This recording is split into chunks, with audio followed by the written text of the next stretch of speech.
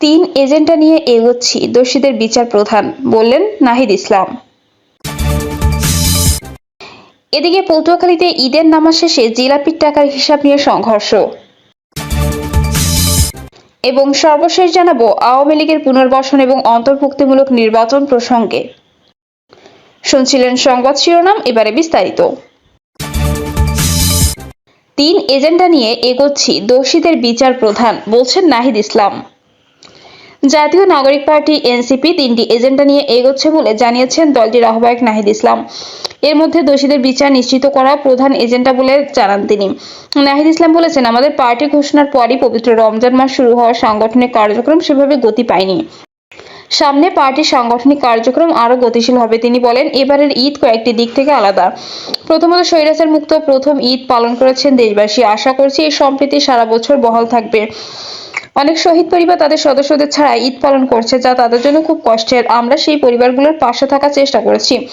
সাবেক তথ্য উপদেষ্টা আরো বলেন, এই ঈদ রাজনৈতিকভাবে খুব গুরুত্বপূর্ণ। আমরা তিনটি এজেন্ডা বিচার, সংস্কার এবং গণপরিষদ নির্বাচন নিয়ে এগোচ্ছি। দোষীদের বিচার নিশ্চিত করা এর মধ্যে প্রধান। আগামীতে আমাদের সাংগঠনিক কার্যক্রম আরো গতিশীল হবে।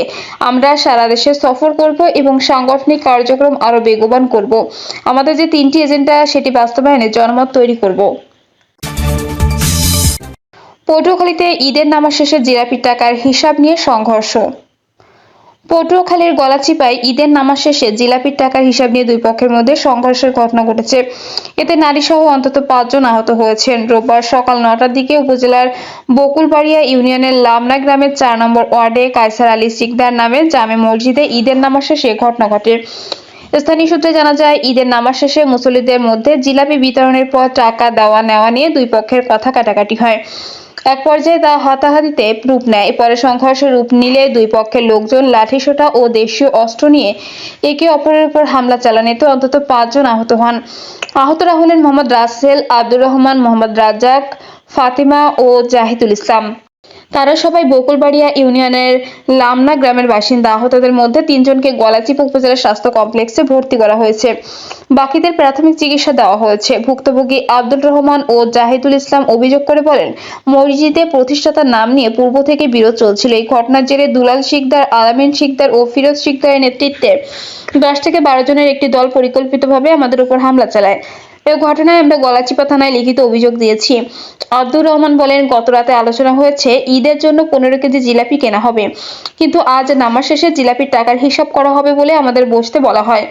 মুসল্লিরা চলে যাওয়ার পরও তারা অতর্কিত হামলা চালান। মসজিদ কমিটির সভাপতি সুলতান শিকদার বলেন, আমি বর্তমানে এলাকায় নেই, তবে বিষয়টি শুনেছি। বাড়িতে এসে বিস্তারিত জানার পর এ নিয়ে বসবো। এ বিষয়ে গলাচিপা থানার পরিদর্শক মিলন হাওলাদার বলেন, অভিযোগ পাওয়ার পর ঘটনাস্থলে পুলিশ পাঠানো হয়েছে। তদন্ত সাপেক্ষে আইনানুগ ব্যবস্থা নেওয়া হবে। আওয়ামী লীগের পুনর্বাসন এবং অন্তর্ভুক্তিমূলক নির্বাচন প্রসঙ্গে। পবিত্র রমজান মাসে রাজনীতির ময়দান আকস্মাৎ উত্তপ্ত হয়ে গেছে। এমন একটি ইস্যু নিয়ে উত্তপ্ত হয়েছে যেটি সর্বশ্রেণীর মানুষের ধারণারও বাইরে ছিল। সেটি হলো আওয়ামী লীগের পুনর্বাসন এবং আগামী নির্বাচনকে অন্তর্ভুক্তিমূলক করা। বিষয়টি আরো পরিষ্কার করতে গেলে বলতে হয় যে, আগামী নির্বাচন আওয়ামী লীগ অংশগ্রহণ করতে পারবে কিনা অথবা আওয়ামী লীগ অংশগ্রহণ করবে কিনা, আগামী নির্বাচনটি ইনক্লুসিভ বা অন্তর্ভুক্তিমূলক হবে কিনা, আওয়ামী লীগের পুনর্বাসনের কথা উঠছে কেন, আওয়ামী লীগকে নির্বাচনে অংশগ্রহণ করতে পারবে, এসব প্রশ্ন এখন টক অব দ্য কান্ট্রি। এসব প্রশ্ন উত্থাপিত হয়েছে বেশ কয়েকটি ঘটনাকে কেন্দ্র করে। যদিও বলা হচ্ছে যে সাবেক ছাত্রনেতা এবং বর্তমানে নবগঠিত এনসিপি নেতা হাসনাত আবদুল্লাহর একটি ফেসবুক পোস্টিং থেকে এসব তথ্য প্রশ্নের উৎপত্তি হয়েছে, কিন্তু ঘটনার আরো গভীরে গেলে দেখা যাবে যে এর উৎপত্তি হয়েছে আরো আগে থেকেই। আর সেটি হলো, আওয়ামী লীগ তো নিষিদ্ধ হয়নি। সরকারের তরফ থেকে বলা হয়েছে যে আওয়ামী লীগকে নিষিদ্ধ করার কোনো পরিকল্পনা সরকারের নেই। এখান থেকেই বেঁধেছে যত গোল। শুধু যে নিষিদ্ধ হয়নি তাই নয়, আওয়ামী লীগের নিবন্ধনও বাতিল হয়নি। তাহলে আইনগত প্রশ্ন ওঠে, যে দলটির নিবন্ধন বাতিল হয়নি এবং যে দলটি এখনো নিষিদ্ধ নয়, সেই দলটিকে নির্বাচনে অংশগ্রহণ থেকে কিভাবে বিরত রাখা যাবে? অথচ কঠিন বাস্তব হলো, কয়েকজন ভারতপ্রেমী এবং শেখ হাসিনার উচ্ছিষ্টভোগী ছাড়া বাংলাদেশের 17 কোটি 20 লাখ মানুষ আওয়ামী লীগকে দেখতে পারে না। শেখ হাসিনা সহ আওয়ামী লীগের 45,000 নেতাকর্মী ভারতে পলাতক। তারা কিন্তু শুধু পুলিশের ভয়ে বাংলাদেশে থেকে পালিয়েছে তাই নয়, তারা আসলে পালিয়েছে জনগণের ভয়ে। এখনো এই মার্চ মাসের শেষ সপ্তাহে আওয়ামী লীগ বা যুবলীগ, ছাত্রলীগের 20 থেকে 25 জন কর্মীও যদি কোনো মিছিলে বের হবে বা সমাবেশের চেষ্টা করে, তাহলে কয়েকশো মানুষ তাদের ধাওয়া দেবে। আমার ভাবতে অবাক লাগে, আওয়ামী লীগের কোনো নেতা যিনি দেশে আত্মগোপন করে থাকুন বা বিদেশে পলাতক থাকুন বা কেউ বলেনি তারা আগামী নির্বাচনে অংশগ্রহণ করতে চায়। গণঅভ্যুত্থানে ক্ষমতাচ্যুত আওয়ামী লীগ সরকার এবং দলটির ভবিষ্যৎ নেতৃত্ব নিয়ে সম্প্রতি ডয়চে ভেলের সঙ্গে কথা বলেছে আওয়ামী লীগের সাবেক তথ্য প্রতিমন্ত্রী মোহাম্মদ আরাফাত। ওই বার্তায় তিনি স্পষ্ট জানিয়ে দিয়েছেন, অন্তর্বর্তী সরকারের প্রধান উপদেষ্টা ডক্টর মোহাম্মদ ইউনূসের নেতৃত্বে কোনো নির্বাচনে অংশ নেবে না আওয়ামী লীগ। এমনকি দলের নেতৃত্বে শেখ হাসিনার বিকল্প কেউ নেই বলেও জোর গলায় জানান আরাফাত। ভয়ঙ্কর হত্যাযজ্ঞ চালানোর পরও আওয়ামী লীগের তথাকথিত বুদ্ধিজীবী মনে করেন আওয়ামী লীগের পুনর্গঠনের কোনো সুযোগ নেই। আরাফাত দাবি করেন, দলটির শীর্ষ পর্যায় থেকে শুরু করে তৃণমূল পর্যন্ত সবাই শেখ হাসিনার নেতৃত্বে আস্থাশীল। রাতে অজ্ঞাত স্থান থেকে টেলিফোনে আন্তর্জাতিক গণমাধ্যম ডয়চে ভেলেকে এসব কথা জানান তিনি।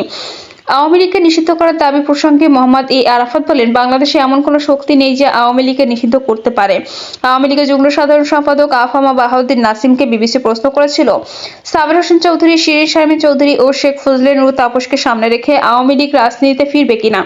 উত্তরে তিনি বলেন, বাংলাদেশ আওয়ামী লীগের সভাপতি শেখ হাসিনা বারবার নির্বাচিত, তিনি তার দায়িত্ব এখনো পালন করছেন, তার নেতৃত্বে আওয়ামী লীগ কাজ করে যাচ্ছে। তিনি আরো বলেন, আওয়ামী লীগকে ঘিরে যা কিছু হবে তার নেতৃত্বে শেখ হাসিনাই থাকবে। গত 19 মার্চ বুধবার সেনাবাহিনী প্রধান জেনারেল ওয়াকারুজ্জামান প্রধান উপদেষ্টা ডক্টর ইউনূসের সঙ্গে সাক্ষাৎ করেন। সরকারি ভাষ্যে বলা হয়েছে, এটি ছিল সৌজন্য সাক্ষাৎ। আরও বলা হয়েছে, প্রধান উপদেষ্টা সেনাপ্রধান দেশের সামগ্রিক নিরাপত্তা নিয়ে আলোচনা করেন।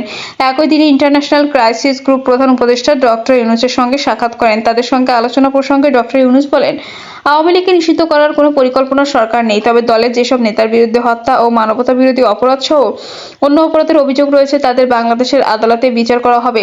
অধ্যাপক মোহাম্মদ ইউনূস জানান, জাতিসংঘের তথ্যানুসন্ধানী মিশনের প্রতিবেদনের ভিত্তিতে জুলাই অভ্যুত্থানের সময় সম্ভাব্য অপরাধের অভিযোগ থাকায় আওয়ামী লীগ নেতাদের বিরুদ্ধে আন্তর্জাতিক অপরাধ আদালত হেগে মামলা করার বিষয়টি সরকার বাতিল করেনি।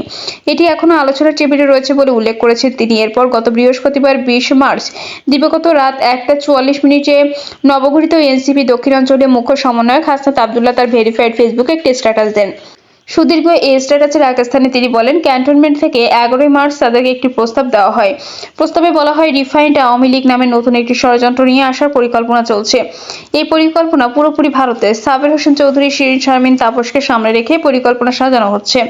তিনি আরো বলেন, আমাদের এই প্রস্তাব দেওয়া হলে আমরা তৎক্ষণাৎ এর বিরোধিতা করি এবং জানাই আওয়ামী লীগের পুনর্বাসনের পরিকল্পনা বাদ দিয়ে আওয়ামী লীগের বিচার নিয়ে কাজ করুন। এর উত্তরে আমাদের বলা হয়, আওয়ামী লীগকে ফিরতে কোনো ধরনের বাধা দিলে দেশে যে সংকট সৃষ্টি হবে তার দায়ভার আমাদের নিতে হবে এবং Awami League must come back. বলা বাহুল্য, হাসনাতের স্ট্যাটাস রাজনৈতিক অঙ্গনে প্রবল ঝড় তোলে।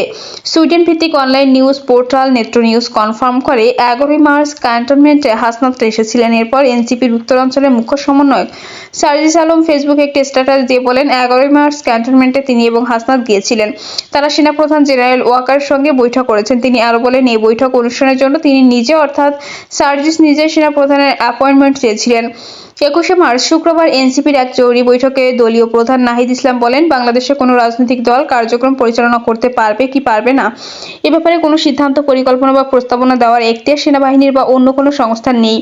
তিনি আরো বলেন, এটি রাজনৈতিক সিদ্ধান্ত, সরকার, রাজনৈতিক দল ও জনগণ সেই সিদ্ধান্ত নেবে। এই খবর দিয়েছে বিবিসি বাংলা। এভাবে বিষয়টি ক্রমান্বয়ে জট পাকাতে থাকে এবং জটিল হয়ে পড়ে। এই পটভূমিতে গত সোমবার 24 মার্চ ঢাকা সেনানিবাসের সেনা প্রাঙ্গণে সেনা কর্মকর্তাদের সঙ্গে এক বৈঠক করেন সেনাপ্রধান জেনারেল ওয়াকারুজ্জামান।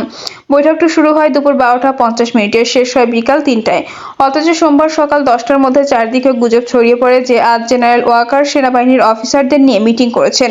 আজ রাতেই সারা দেশে জরুরি অবস্থা জারি হবে। অবস্থা এমন পর্যায়ে যায় যে জরুরি অবস্থা ঘোষণা করা হবে। এই আতঙ্কে সন্ধ্যার পর থেকে রাস্তায় যান চলাচল অপেক্ষাকৃত কমে যায়। তবে রাতেই স্বরাষ্ট্র সচিব নাসিমুল গনি বলেন, জরুরি অবস্থা জারির গুজব স্রেফ গসিপ। গুজবের তো অবসান হলো, কিন্তু সারা দেশে ব্যক্তিগত বা দলীয় পর্যায়ে আলোচনা উঠেছে গণ অভ্যুত্থানের মাত্র 7 মাস 20 দিন পার হয়েছে।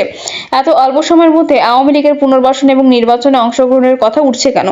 রিফাইন্ড বা পরিশুদ্ধ আওয়ামী লীগের কথাই বা উঠছে কারণ 1971 সালে সব ইসলামী দল তো আর মানুষ হত্যা করেনি।